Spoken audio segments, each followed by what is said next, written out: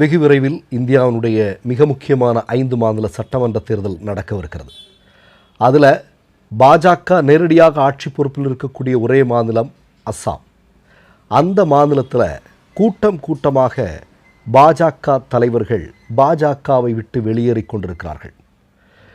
கடந்த 2 வாரத்துக்கு முன்னாடி வரைக்கும் நீங்கள் பார்த்தீங்க அப்படின்னா பாஜக அங்கே மீண்டும் ஆட்சி பொறுப்பிற்கு வருவார்கள் என்று சொல்லப்பட்டது.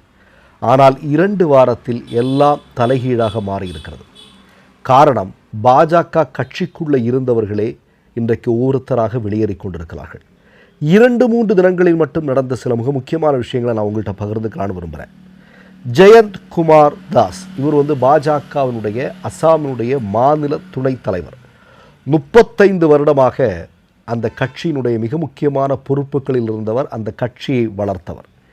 இவருக்கு இந்த முறை போட்டியிடுவதற்கு வாய்ப்பளிக்கப்படவில்லை என்பது பிரச்சனைக்குரிய விஷயம் இல்லை அவரை பொறுத்தவரைக்கும். ஆனால் கடந்த 2 வாரத்திற்கு முன்பு காங்கிரஸ் கட்சியிலிருந்து ஒருத்தர் பிஜேபியில் சேர்ந்திருக்கிறார்.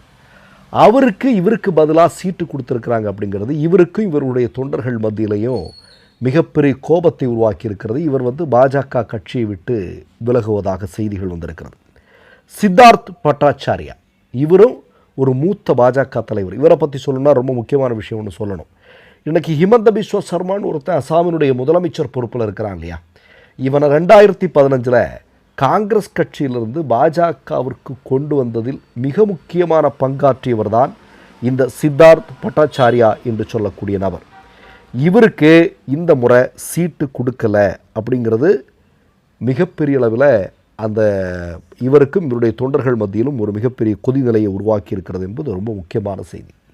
அடுத்ததாக நமக்கு இன்னொரு செய்தியை சொல்லியாகணும். என்னென்னா, உங்களுக்கெல்லாம் நல்லா தெரியும், ஹிமந்த பிஸ்வ சர்மா அஸ்ஸாமில் இருக்கக்கூடிய சிறுபான்மைகளுக்கு எதிராக எவ்வளவு பெரிய பிரச்சனைகளெல்லாம் உருவாக்கிட்டு இருக்கார் அப்படிங்கிறது நமக்கு நல்லா தெரியும். அஸ்ஸாமில் மட்டுமல்ல, இந்தியாவில் எந்த மாநிலத்தில் தேர்தல் நடந்தாலும் ஹிமந்த பிஸ்வ சர்மா நட்சத்திர பேச்சாளர். அங்கு ஒவ்வொரு மாநிலத்திலையும் போய் இஸ்லாமிய சிறுபான்மை சமூகத்து மக்களுக்கு எதிராக மிகப்பெரிய பிளவுவாத அரசியலை தொடர்ந்து செய்து கொண்டிருக்கக்கூடிய நபர் அப்படிங்கிறது நம்ம பார்த்துட்ருக்குறோம். இந்த நேரத்தில் அஸ்ஸாமில் மீண்டும் பாஜக ஆட்சி புரிவதற்கு வாய்ப்பு இல்லை என்று தெரிந்து கொண்டதுனால பாஜகவோடு கூட்டணியில் இருக்கக்கூடிய மிக முக்கியமான கட்சி ஒரு 15 இஸ்லாமிய வேட்பாளர்களை களத்தில் இறக்கியிருக்கிறார்கள். பொதுவாக ஹிமந்த பிஸ்வ சர்மா என்ன சொல்வார், தேர்தல் வர்றதுக்கு முன்னாடி வரைக்கும், நாங்கள் முஸ்லீம்களுக்கு எதிரானவர்கள் அல்ல, ஆனால் பங்களாதேஷிலிருந்து குடியேறியவர்களுக்கு நாங்கள் அவர்களை ஏற்றுக்க முடியாது அப்படின்னு சொல்கிறாங்க. அப்படின்னா நம்ம ஒரு